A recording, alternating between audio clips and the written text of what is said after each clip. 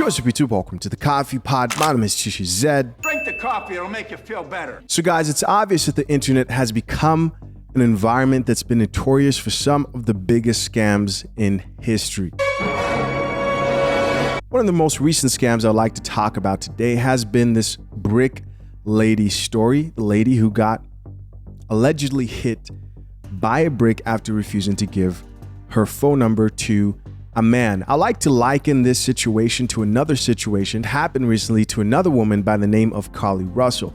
Now, what I really want to point out in this specific video isn't necessarily the actual situations that took place, but it's how people will lean into narratives, false narratives, to either gain clout, capitalize on scamming people for money. That's the brick lady situation that we're about to get into. Or in the situation of someone like Carlee Russel, fake abduction for attention, or God knows what else inspired that situation. A recent headline was shared on Spiritual Word about the brick lady incident, which shocked a lot of people. Spiritual Word is a platform on Instagram, and people were shocked, but the chances it probably wasn't you, because by now you've probably realized that this whole situation was most likely a scam for this woman to gain in profit. The headline read, "Update, this woman completely scammed everyone who donated to her GoFundMe page, $40K to date." And I think it's over that by now. Goes on to say, here's the latest. The owner of the establishment looked at the footage and saw no evidence of a woman getting hit. She did not file a police report. Several people who work in the medical field have stated that her injuries are consistent with someone having an allergic reaction to something. And this truly was intriguing, but this woman played social media. And what's even crazier than what I'm about to show you are the comments. Like this woman who says, I don't think she's lying, because in the video, one of the male bystanders was like, what you wanted us to do, when she was asking for help. Y'all just don't want to protect black women, period. Despite the numerous times the same woman has successfully created GoFundMe campaigns in the past, they are refusing to drink the coffee. Drink the coffee, it'll make you feel better. They don't want to do it. They want to believe this lie that black men are out here viciously attacking black women. That's the narrative this chick right here knew would gain her number one attention, and then sympathy, and then money. It's a playbook that we've seen a lot of people use. A lot of people weren't having it, like this gentleman who said, women lie for attention, only women and simps believe all women.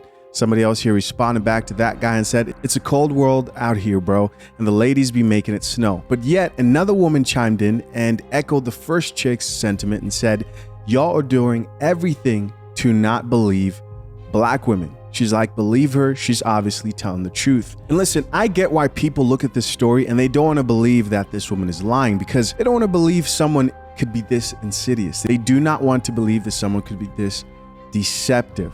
But the proof is in her history. Check this out, because when you look at this woman's past, you see that she has an odd history of somehow getting attacked and then going online to ask for money. In 2020, she claims she got beat up, garnered almost $5,000. This is taken from her Facebook page, May 2022. Claims that she's injured and very subtly, not so subtly, says she needs money for her son's birthday. Literally 1 month later, she's seen asking for money again to fund a research project she's doing. Jump to February 2023. Here she is claiming she experienced violence at the hands of a white woman. 1 month later, claiming more hardships and trauma. Fast forward to now, she has garnered $50,000. All right, so for those of you who've been keeping up with this story, all this evidence does not come as a shock. But again, they're refusing to see the light. Sort of the same way they refuse to see the truth. Now, when I say they, I'm talking about specifically black women who want to believe that black men are out here attacking black women. The black women are the victims and black men are the problem. All this negative propaganda that's being pushed to paint black men in a horrible light, or always paint black women as these victims, or women as victims in general, who are never the problem. like in this situation. Here's another comment that says, so the guy that said she was antagonizing the man was lying too. So I actually reported on that, and somebody else here said my exact thoughts. Another person here responded back and said, right, I'm confused. So what about that guy who said he was there and he saw her face and she was a troublemaker? Another woman here said, yeah, his ex confirmed that he did it for clout as well. He don't know that lady from nowhere and doesn't even reside in the same state. That video was really convincing, to the point where I even reacted to it on my channel. I heard another person talk about how she showed up with injury to her face on scene, as in she could have just popped up around a group of men. Maybe some of them knew about it. Who knows what's happening in this situation, how sophisticated this scam actually is. I mean, she's had enough years to know how to get the sisterhood on her side. Here's another comment that says, where's the proof, with the question mark? Anybody can say that she's lying. So they're like, we need proof that she's lying. How about the history of her creating other GoFundMes in the past? At some point, you have to realize that you are the common denominator. But listen, guys, I want to switch topics real quick to Carlee Russel and the moment when people began to question the validity of her story.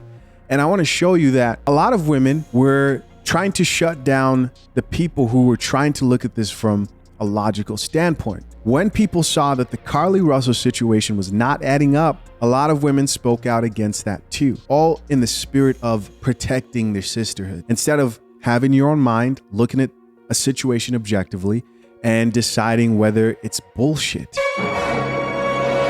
You guys probably remember the headline with the announcement that came from the Shade Room, the same people who posted about the brick lady, but have yet to post all the other facts about lack of police report, scams she's created in the past. They won't share that because they're about this narrative too, of making black men look like monsters and keeping black women within that modern woman sisterhood victim mindset. So the Carlee Russel headline read, Carlee Russel found alive and taken to UAB hospital in Birmingham. So people were happy and some people were questioning the situation. What happened? So the kidnappers just let her go? No crazy injuries, no toddler who she claimed was a part of that whole abduction situation. And people started to question it in the comments. And of course, women came to the defense, and these were some of the top comments. This first comment says, she is a human being. You have no idea how traumatic those 48 hours were for her. Give her some time to regroup first. Some of you are being disgustingly insensitive. What is wrong with y'all? Another woman here said, no, for real, you guys. No telling what she went through or even believed would happen to her during that time. As we know how this turned out. She was lying. She scammed everybody. She was doing some modern woman shit. She was chasing her pookie boyfriend. Yes.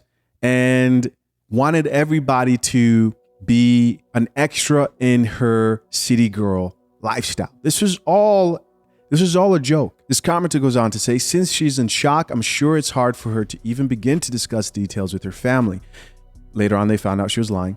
They are most likely just keeping her comfortable and making sure she knows she is safe and loved. The way that kidnapping was set up, I would fear that they could come back. It's kind of funny reading this shit knowing it's fake. Another woman here says, respect this girl and her family's privacy and wishes at this time. Y'all have no idea the type of trauma and situation this causes unless you've been through it personally and lived to tell it. She doesn't have to speak about her family threatening ordeal just because y'all nosy. There's no real concern from some of you in these comments, and it's coming off very insensitive. People just had questions, man. Here's another woman who says, some of y'all are extremely slow, and I don't know who we should blame, you, your parents, or the school system.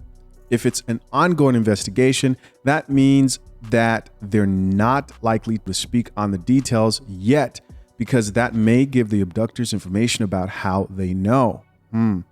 Abductors that never existed. So until the investigation is done, they will most likely not make a statement, or it may just be a general one. She goes on to say, this young lady just almost died and y'all are pressed about the details. Like, damn, can she shower first and have a hot meal before y'all get the details? You don't think she's traumatized? Like, be for real. Y'all get the details when they're ready with y'all. So guys, I should say that with this whole Carlee Russell situation, the first time I saw this, I thought, wow, this is a horrible situation. I believed it. I'm not ashamed to say it. I believed it. And I thought, well, I hope they find her. And then I started to see other headlines, and I started to look into the story a little bit more. And everything that I was reading pointed to her being the next female Jussie Smollett. Another woman here says, you guys have no idea what she's experienced, the trauma she's dealing with, and the long road of healing she has ahead of her. She took a mugshot, so she's healing from hopefully prison time. In due time, I'm sure she will share. If you prayed for her return, then the fact that she's home means your prayers helped. Yeah. My main point in wanting to address both of these situations is I don't think women, first off, realize just how easily manipulated they are as a group. Call it misogyny, call it whatever you want, but there's a reason why when I sold under-the-counter water systems, they encouraged us to talk to the women and not the men. By the way, I'm talking about door-to-door sales. If you're a salesperson, you know this. There's a reason why. If you can appeal to a woman's emotions, then you can convince that woman. You can influence and manipulate a woman. That's just the honest truth. I don't know how. That's just the honest truth. I don't know how else to, which is why a lot of these chicks like Carlee Russell, she knew that if she pretended to be kidnapped, probably didn't think she would go as viral as she did, but she knew she would get attention. She got it, right? Because the whole protect black women, women are kidnapped. Oh no, look, another one. And the brick lady, she just straight up lied is what I believe happened in this situation. I believe this was a straight up lie and scam. And she's done this enough times to know what she needed to do this time to rack up a respectable amount of money. And of course, the worst part about all this is as people begin to just believe all women, no matter what, and scams like this get brought to light, it just makes it harder for the real women who go through these type of situations. Listen, the last thing we need are any more platforms out here trying to paint black men in America in a negative light as the enemy, especially towards black women. People need to wake up.